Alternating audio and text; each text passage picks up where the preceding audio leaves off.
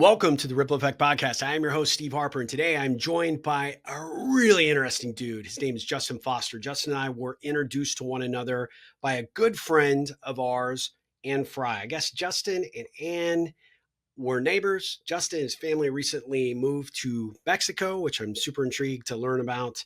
And he is just a really, really interesting cat. We have exchanged a lot of emails.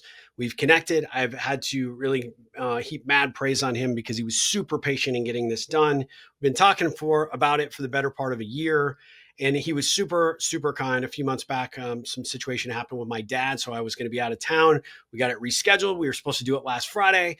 And I was on a demo and it was supposed to be done like 2 hours before Justin and I were set to record. And, I didn't get done until an hour after we should have been done with the interview.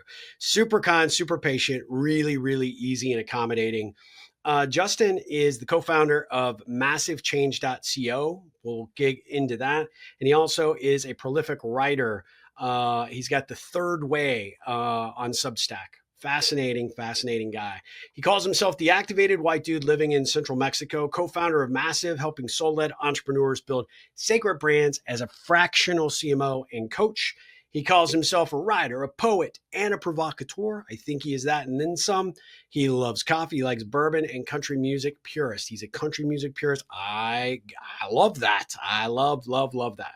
He is just one of the most interesting conversationalists, and he's one hell of a connector, and I can't wait for you guys to meet him. I'm super grateful he agreed to do this. He was super patient in getting it scheduled. And so with no further ado, let's dive into the Ripple Effect Podcast with Mr. Justin Foster.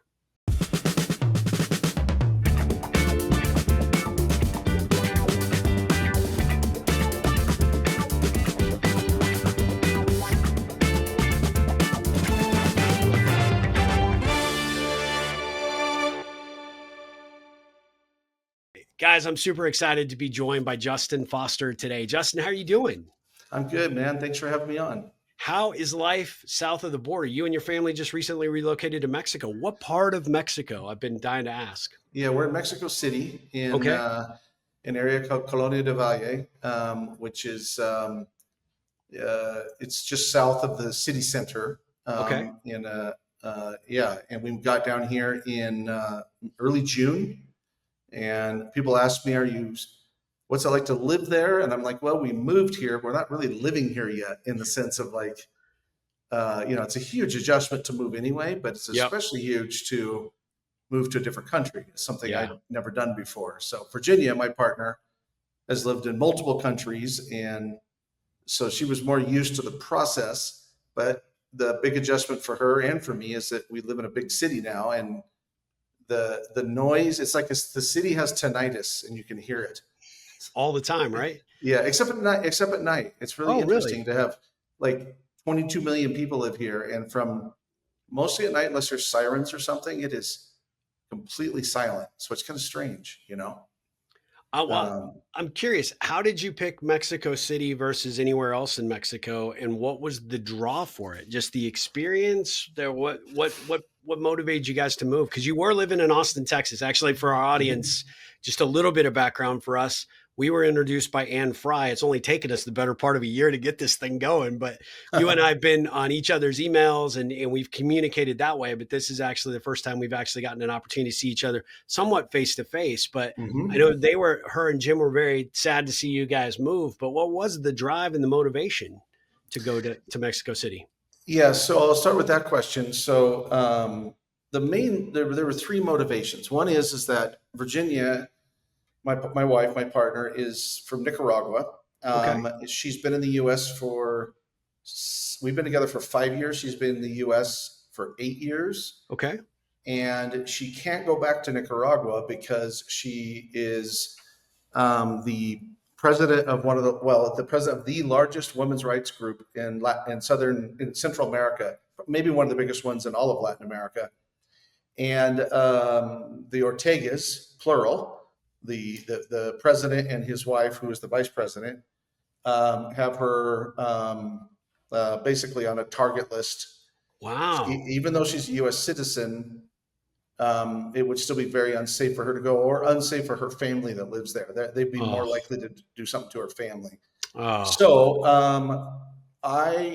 Texas is I've learned the difference here. Texas is very Hispanic, but not necessarily Latino in the way of like Latin America. The yep. only city that would be like that in the US would maybe be Miami. And it was just this time where I was like, she can't go back. I saw her, I got to see her at times like when we got married, and many friends from Nicaragua and around the world, as many of them exiled, came to the wedding, and her energy was so much more free. And Mm. so I said to her, like we were actually on the beach in Cabo last summer, and I said we knew our lease was going to be up on our house in Austin, and I said, "What if we moved to Mexico?" And she was like, "Really?" So wow. And so number one was really for her and for Andre, my stepson, who is he's an American kid in many ways, and it was important to Virginia that Andre is able to get to know his roots, Yeah. even though he's not Mexican, but still, Yep. Latin America. Latin America. Yeah. Number three is Trump and MAGA. I just felt like I want to fight them from here. Um, and I guess number four is cost of living, really from a Yeah. practical standpoint. At almost 55 and been an entrepreneur for 23 years, I don't have a 401k. I don't have investments, and everything. I've lived lean, Sure. and but that's not sustainable. And I don't want to be a pain in the ass any more than I already am to my kids.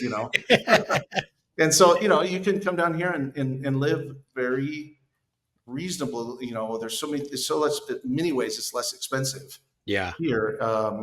So there's more, but those are the main reasons. The reason, Steve, for Mexico City is everybody with my last name that I really love, pretty much across the board of all the people with my last name, live in Portland, Oregon. So Okay. Yep. my older son, my younger son, their partners, my mom, my former wife, who's still a dear friend of mine.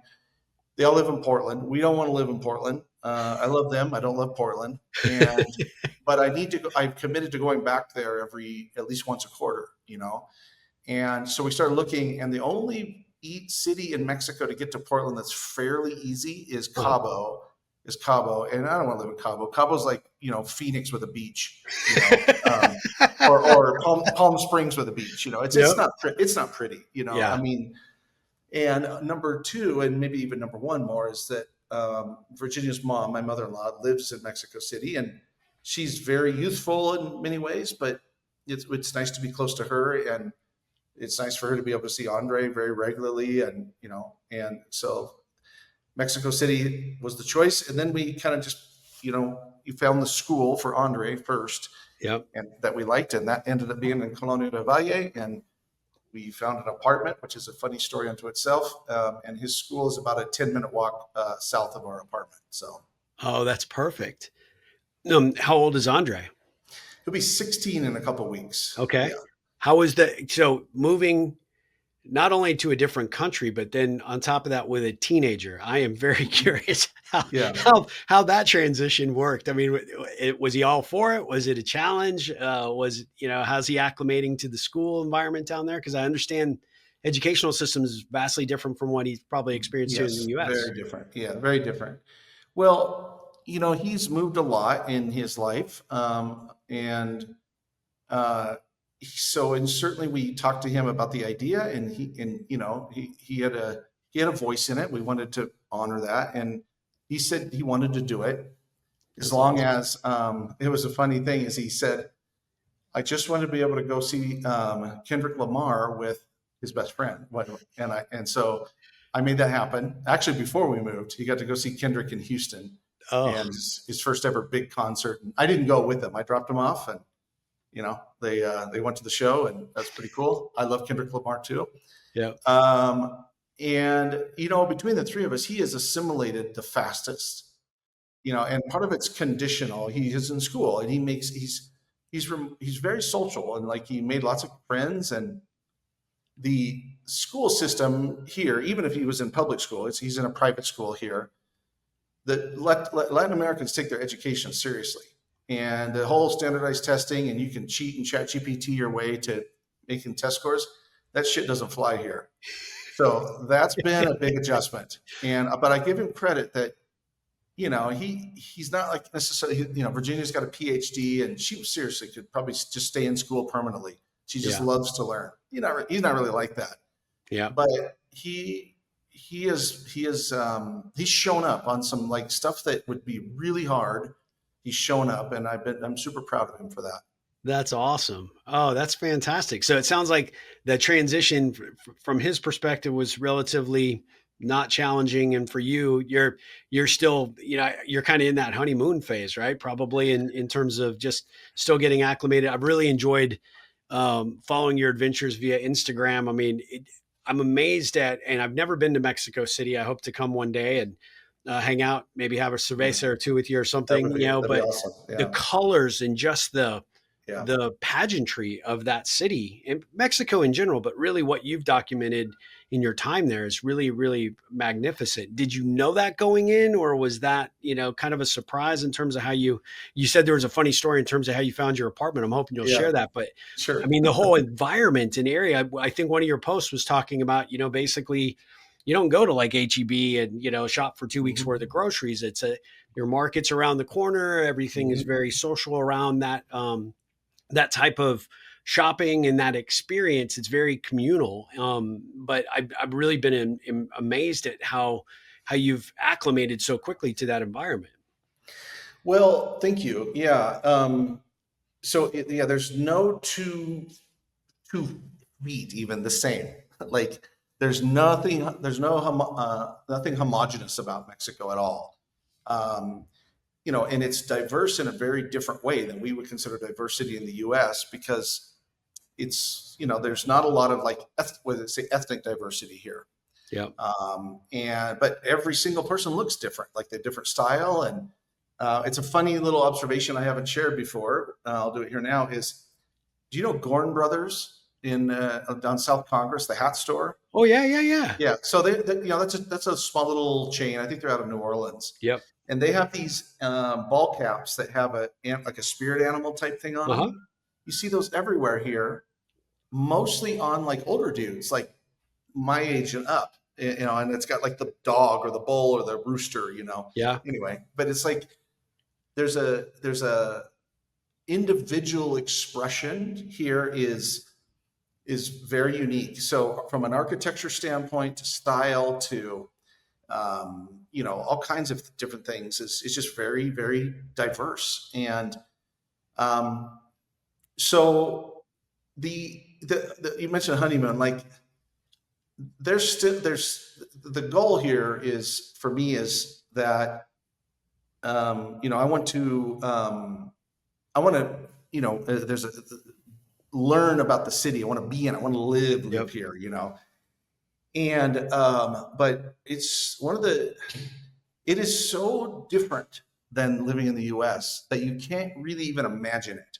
Yeah. And I don't really. I'm going to write an essay in the coming week or so about what it's like to be an immigrant.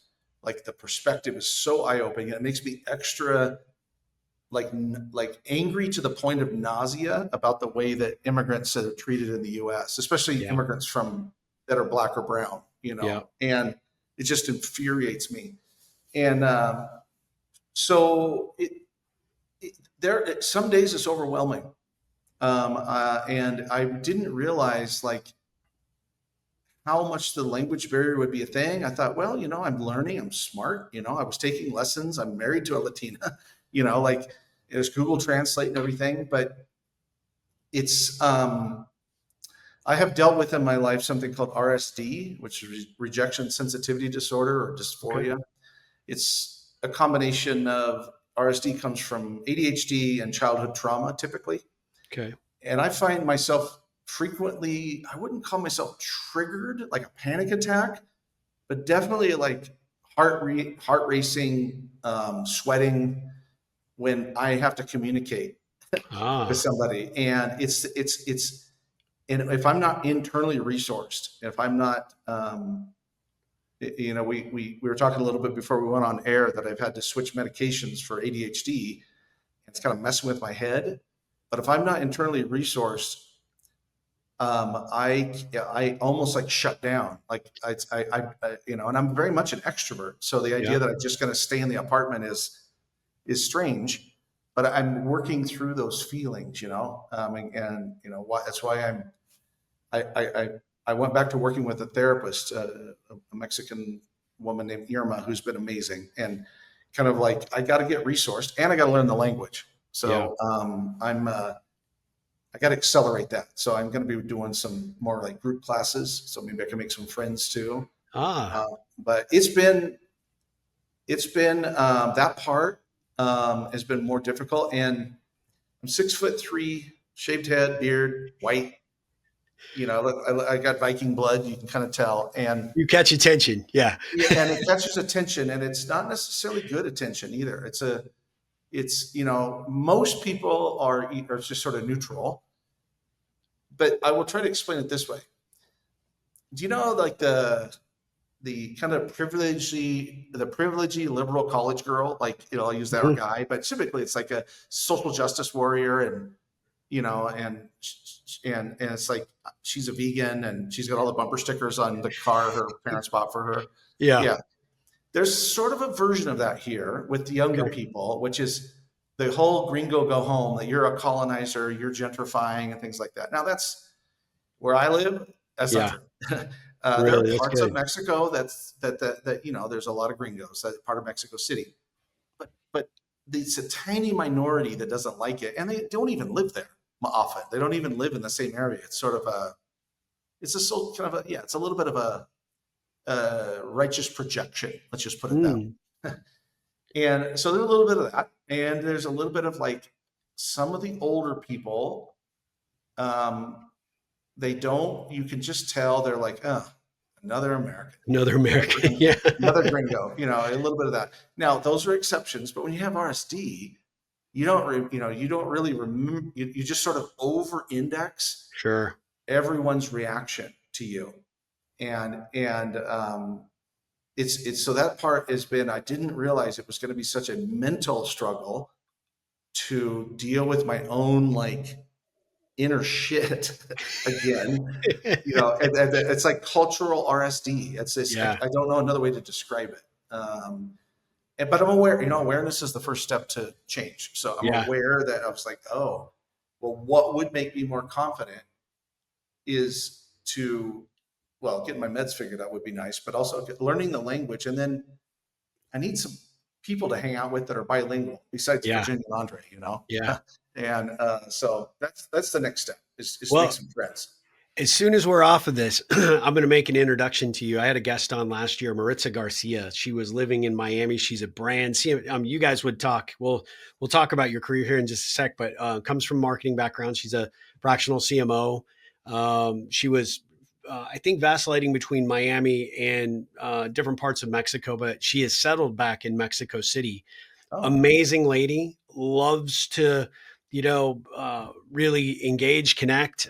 She is just a delightful young woman, and moving back there, she's found her vibe through going to a lot of I guess there's a huge entrepreneurial movement there, so there's a lot there of is, yeah, co-working spaces, a yeah. lot of places for collaboration and connection, Hmm. and she would be great to connect with. Oh, One, yeah, she please speaks do. the Yeah. language phenomenally well. Obviously, she's from Mexico, so she would have that part covered, but she's also a very good English speaker, and just an amazing, amazing spirit, and smart as a whip, and has already developed this amazing network down there. She was a Oh man. little concerned that she might not be able to do it as quickly as she's done in other parts where she's lived, but she did it, and she's loving life. And so she would be a great connection. I know Mark Miller and you, I think, may have connected through the pond. He moved to a different part of Mexico, I think, outside of Guadalajara. I may be wrong. He'd probably get angry with me for not being able to pronounce the town he's in, but that was one of the things that when him and his wife, sadly, she passed away about a year ago, but they Mm. moved down there for the culture. They moved down there for the healthcare system. They moved there for just the quality of life and have Mhm. loved it. And that was one of the first things he did is he started getting immersed in the language. He like a lot of us probably only had Spanish in high school, and maybe knew a handful of words or phrases going down, but he threw himself in, and now he is very, very very very good. Speaks the language very well, and Hmm. but he threw himself in, and I think that was part of his anxiety early on. It's like you want to be a part of all that's going on, but if you can't communicate, even if you're trying to connect with somebody through the eyes or body language, or just through figuring it out along the way, the awkwardness of that kind of never goes away. And so I think, would also be a great resource for you. And I don't know how often they go, or he Yeah. goes I anywhere mean, close to yeah, Mexico City, but it would be a good resource for you, I I would think. love an intros to both of those people. Thank you so much. Yeah, of course. You have a gift to I don't know put about that, but I just know a lot of cool yeah, people, yourself yeah. included. And I love, helping people try and make that connection. I also have Mhm. a business owner that I know really well that started a outsourced IT company, and he travels. Ironic, he's actually from India, but learned to speak Spanish fluently. Built a business. They've got a service delivery center. He's recently retired. I think they sold the company, but I know he's down there a fair amount. And just a great guy, and has all the great connections in and around. So. As I think about all these connections, I'll Yeah, definitely hook you up, because I please. I think, would like love you that. said, Yeah. getting some people in your corner is probably a good way to continue Yeah. to help you Yeah. get acclimated, and of course battle some of those those challenges you might be facing alone. Yeah. But something you said too, this is the most entrepreneurial city I've ever been in. And Yep. so it's entrepreneurial in the sense of sort of what we would consider entrepreneurial in the US, like, tech startups and things like that. But it's like you just walk down the street and there's somebody that's got a little, like a little charcoal grill, and they're making empanadas or, something, and people sitting around eating them. And you go to the park and people have set up, like, somebody bought like six of those little electric cars that kids Yep. drive, and they rent them out for some, a couple pesos, and it's just everywhere. And the most accurate thing I've heard about Mexico before I moved here was somebody that had lived in Mexico, who was a gringo that lived in Mexico for like 30 years. And she said Mexico is like the United States in the 1970s, but with internet. Ooh. And growing up in the 70s and 80s, I was born in 1970. I can see it. I can see that, there's not all the chicken shit bureaucracy Yep. related to, like, just over regulation, Yeah. and things like that. And there's a downside to it. Consumer rights that we would consider in the United States doesn't really exist here. Yeah. It's a sort of buyer beware. Yeah. And there's other elements that, that I'm not saying all regulation is bad. I'm not saying that, but I'm saying it's nice to be able to, it's very interesting to feel the energy of people that are creative thinkers, and where being an entrepreneur is still a viable option. Yeah. And that's becoming, in my opinion, less and less the case in the United States. Yeah. So, I would agree. I absolutely would agree. That's it sounds like you're at the right place at the right time, where you're supposed to be, and super excited to continue to follow your adventures with great curiosity. And hopefully maybe one day, come down and yeah, visit I with would you, love that. because Yeah, I I would think that love would that. be awesome. What was the most surprising thing to you about making this transition? I think it goes back to I'm going to give you shockingly, I'm going to give you like a really deep answer. Is it back in about early 2010, 11, somewhere in there, I went through like a deconstruction process of my faith. So Hmm. after that, I still, like, as I wrote the other day, I think everyone that's a person of faith should go practice being an atheist for about a year just to see what it's like, Yeah. because you find out what you actually believe in. And so I did this whole, like, significant deconstruction, Okay. and so there's a similar thing here, but it's more of a systemic deconstruction. Is that the advantages that I had in the US don't exist here right now. Now, there's still, anywhere you go in the world, if you're a tall white dude from the United States, you're going to have some privilege, some advantage. It's just the way it is. Yeah. However, a lot of the other things, like, I'm a professional communicator. That's what I do. I'm great at networking, or relationship building, and I haven't found, because of the language barrier, but it's also I'm sort of rediscovering again at almost 55 who I am. And what's interesting, being in a different culture as an immigrant, which are two different things. So different culture as an immigrant is I am stripped away to what I am without any labels. You Hmm. know, I have to be way more in my heart. I have to be, like I'm a genuinely curious person. Yep.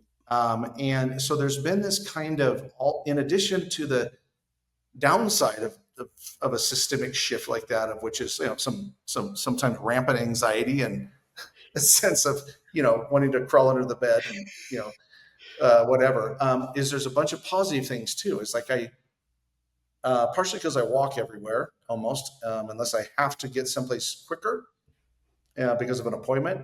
I'll generally walk, even if it's like an hour away, because the weather here is basically the same all the time, Okay. around 72 degrees and mostly sunny most of the time. Definitely not Austin weather. No, no.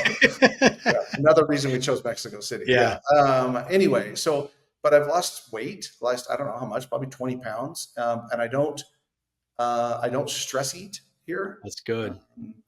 And I just feel younger in general. Like my body feels younger here. And I think so the most surprising thing to sum all that up is I, I don't think most people realize how like suffocating the United States has become on our souls, on our Yeah. beings. Like how much money it takes now to have a life where you don't, where it used to be around 70,000 a year, not Yeah. about 10 years ago. Yep. And there was a new study now that it's around 1.4 million before, so you don't feel like completely stressed out, Yeah. all the time. And and a sort of an addiction to work, like my identity associated with work. Yeah. Um, it's you just can't. I've been back to the United States twice since moving here, and immediately I can feel it. And it makes me sad because I don't think it was always like that. I don't think it was suddenly, maybe it was like that. Maybe it is like that if you're a person of color, a person from a marginalized community. But it was interesting to feel like this oppressive energy. And some of it is the fact that, 35% of the population has lost their freaking minds. Yeah. And so there is some of that as well. And you don't have any of that here. There's all kinds of issues and problems, and but there's very little gun violence, and unless you're being targeted by the narcos for some reason. But very little gun violence. It's essentially impossible to buy a gun here. It's much more, the Spanish are just tranquilo, like chill, Yeah. except for the honking, which is sort of a strange dichotomy. Better honking than shootings, I guess, Yeah. Of Uh, course. Yeah. yeah. But that difference of like what it's like to live in the US system, and the way I described it, and I'll wrap this part of what I was saying here, is the US is a system that produced a culture. Yep. And unless you're a person of color or a queer person, or an immigrant or something where you have an identity that's not necessarily only related to being American, that's the culture. Here, it's a culture that produced a system, and that system has been, it's had its share of, all kinds of, wars and oppression too over the years. But there's a sense here of community that I don't think I've ever felt anywhere in the U.S. too. Of like we're kind of all in this together. So uh, anyway, I could go on and on, but the systemic differences are palpable to me. Yeah. I have a very good friend I play soccer with, and I used to coach his son in soccer. And one of the things that he shared with me was that here you work to live, there you live, or excuse me, here we live to work, and there Mhm. you work to live. The Mhm. life balance that they have is vastly different. The Yeah. pressure, the expectation, there's more of an understanding that work when it's there has to get done and get done as efficiently and with as much quality as possible. But at the end of the day, you don't sacrifice your soul in order to do it. Yes. And I just remember him telling me that it's just a completely different component. He goes to Mhm. work here, runs his own company, works 6.5 days a week, just to make ends meet. He would work there 4 days a week. Mhm. And 9 times out of 10, the family, he does flooring and he's an exceptionally good carpenter. And he said there you would be invited into the home of the Yep. family you'd work with because that was considered Yes. rude not to.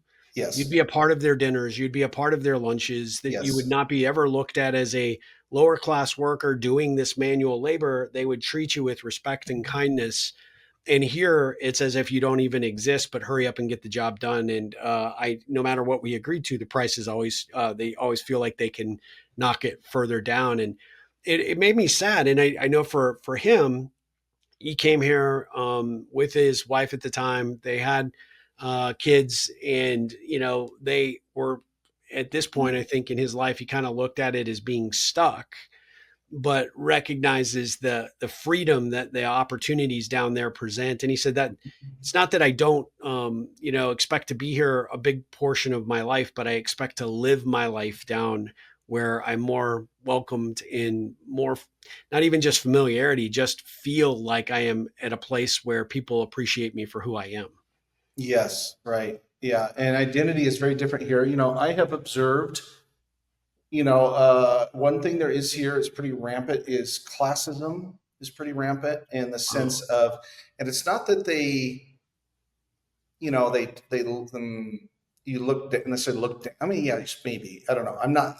This is just observational. So, and I'm a white dude, so I might be wrong. But it's a pigmentation is the status here. It's okay. not because if like white supremacy or something like that. This isn't Stephen Miller or something. It's like Hmm. it's more related to. I think it's because of colonial bloodlines in particular. There's a lot of there's a lot of subconscious bias towards Latinos that have like lighter skin, just they have more status, or if you're Hmm. tall, as an example. And so, a lot of the times, you're like your daily like your labor or workforce is the shorter, darker, more indigenous looking Mexicans, Hmm. and so that's a very interesting thing to observe. But there's still kind of an expectation of treating each other with respect and kindness. So it's not Yeah. like treating them like the help, but there is sort of this status thing, and you can really see it when you go from here to like a place like Condesa is like in Austin, like Westlake. Okay. It's just it's the nicer part of town, and a Yeah. lot more gringos up there, but also just like very different part of the city than where Colonia del Valle, which is more like um, the Brentwood area in Austin or something. More like just like a neighborhood. Yeah. Um, anyway, it's just interesting to observe those traits. Yeah, it'll be even more interesting once you get more familiar with the language and then acclimate Mhm. that way to figure out how much, not being able to, fully communicate or cohesively communicate just yet Mhm. with people and from different walks of life, how that shifts or changes in your perspective. I just remember Saul was his name. Saul mentioned that, the one thing that he just loves about Mexico is that everybody is extremely affectionate. They are not Yeah. afraid. It's not just a shake hand kind of thing, right? It's hugs and pats, on the back. They're Yeah. very there's a But lot of human but contact but because only if they know you. okay, This yeah, is one thing. Yeah, it's not like it's much more like New York. Like on the street, okay, nobody's saying "Hola, buenos dias" like to each other. yeah, You're just headphones in, eyes down, or if you're with somebody, you're talking to them, but you don't.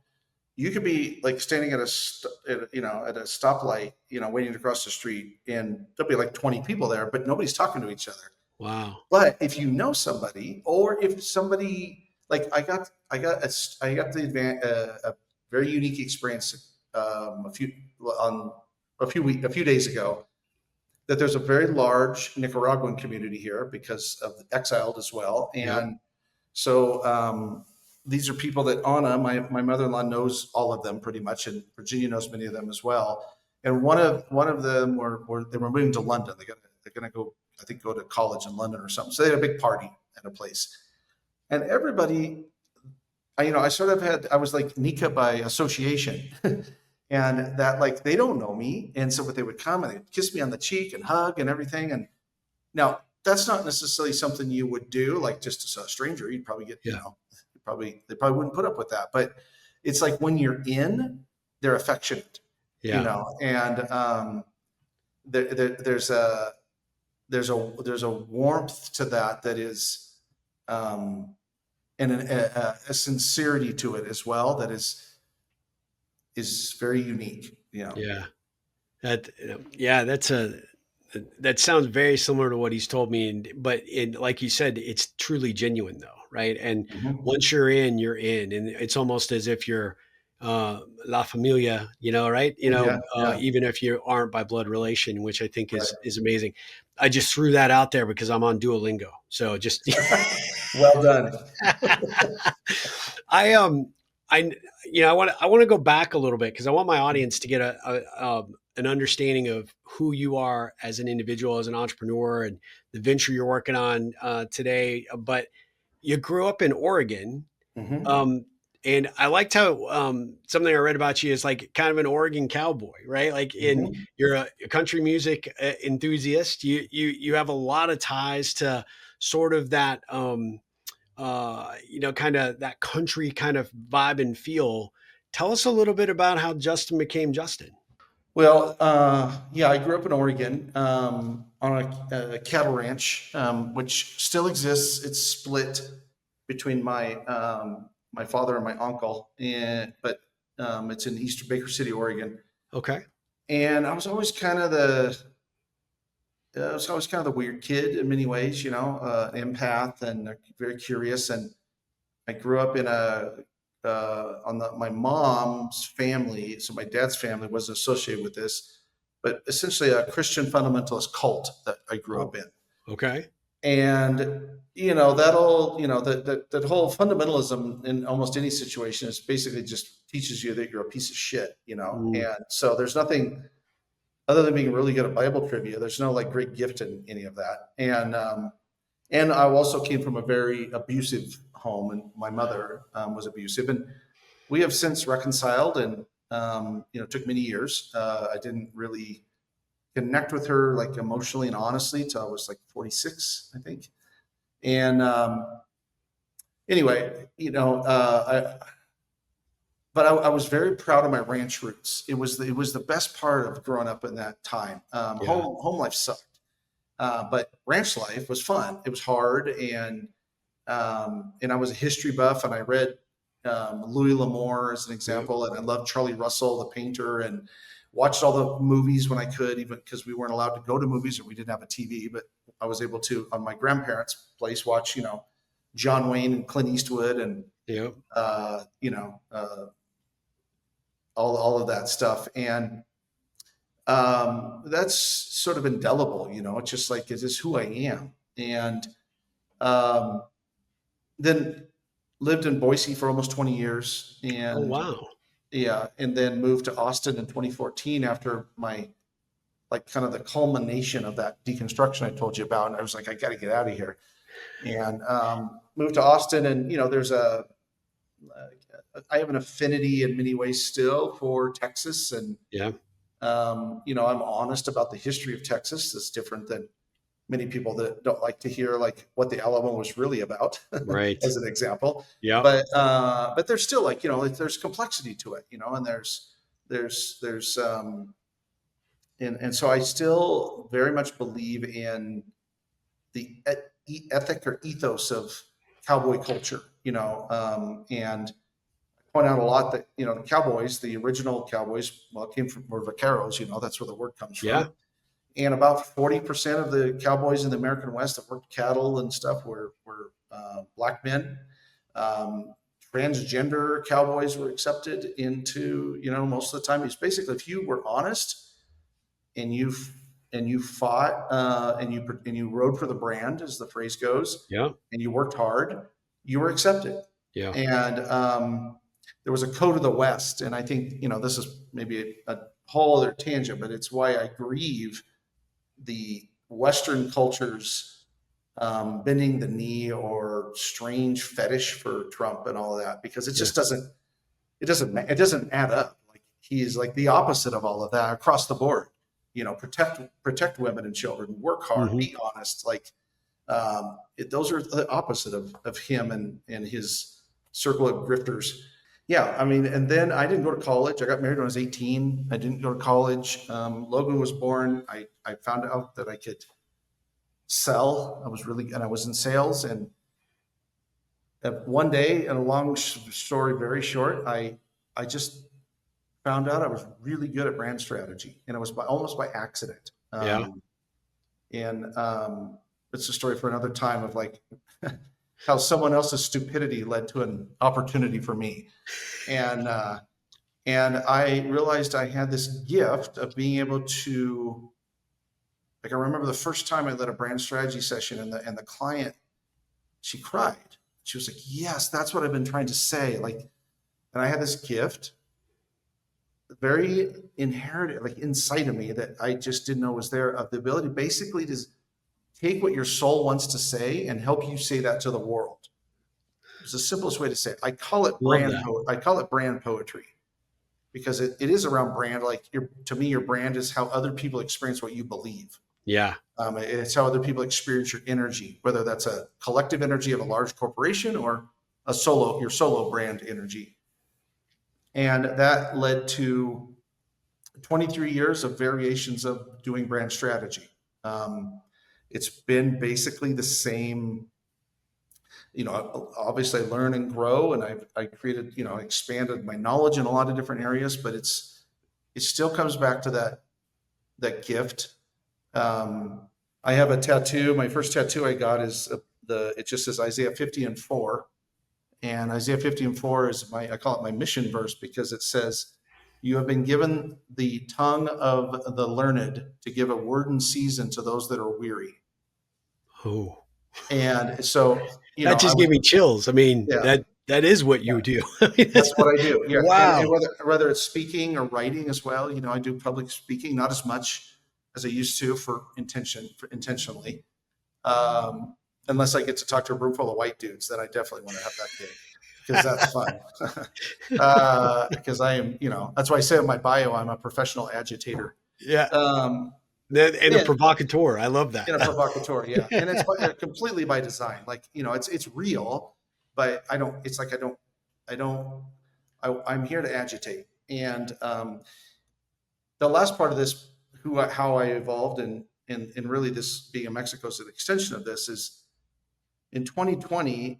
You had you had the pandemic and this weird split. And if you get to see the movie Eddington with Joaquin Phoenix and Pablo Pascal, you get a little kind of, that's like Eastern Oregon or Idaho, the same, even though that's based in New Mexico. Is that same? I was going to say, they filmed it in my home state, right? Yeah. Okay. There you go. Yeah. So you get a sense of that. Like, so there was like, oh, this is weird. Like, this isn't about politics anymore. And then George Floyd's murder was like a tipping point for me. And I've talked to a lot of other white dudes that said the same thing. Like, we were aware that systemic racism was a thing and everything, but there was something about it. And then I meet Virginia, who is she's the most beautiful, smartest person I've ever known. But she also is an activist, and she's a systems thinker. And I remember in one of our very first, like when we first got together, we were talking about freedom of speech, and I was talking about comedy. And I very much believe in the role of comedy to like skewer, be able to say it. Like, comedians should be able to say whatever they want. Yeah. Now, like Mark Marin says, you can say whatever you want, but there's also accountability. But she said, "You don't understand," because I was sort of defending Dave Chappelle, even though I don't agree with what he says. And she said, you don't understand something, is that when people talk like that in Latin America, women die. And I was like, holy shit. Like, I didn't, or another time, shift. Yep. Yeah, perspective. Another time she says, yeah, we're all equal, but you have more equality. Like Yeah. that sort of like, and I was like, whoa. Yep. And then the real tipping point to why I do what I do today, the final kind of thing was January 6th. I was just like, it still makes me sad to this day. And it was just like, I'll say it very bluntly, but like, fuck this shit. Like, I am no longer going to pretend like politics is some separate thing that is insulated and, that we're going to work on, I'm going to do brand strategy so you can hit your numbers. I'm not doing that anymore. Now, I want you to hit your numbers, but if you don't have a soul, and if you're not willing to take a stand, if you're not willing to be a little bit of Martin Luther, who was an insider who disrupted the church, metaphorically in this case, if you're not willing to do that, I don't want to help you get better at branding. Yeah. Why would I do that? And I remember I knew this when I landed the largest deal I've ever landed as far as like dollar amount. And they were nice people, and it was a good enough company. It wasn't like they were, terrible people, but it was in the midst of all this, and it was a tech company, and we were just trying to do marketing around like the ROI of using their technology or something. I was like, I finished the project, I did a good job, and blah, blah, blah, but I just couldn't do it anymore. And that's where I'm at today. And a dear friend of mine in Austin, that favorite marketing line of all time is advertising is the price you pay for being bored. I love that. But what's interesting is that he wrote that in a book about word of mouth years ago. And that's still true, but now we got the freaking algorithm. That's why I created this new cohort that I'm launching called F the Formula. Because it's not just that the algorithm elevates mediocrity, it's that it reduces excellence. I wrote this the other day, or did as an audio clip, and our marketing team's going to be putting it out soon. But the best marketing advice you'll ever receive will come from inside of you.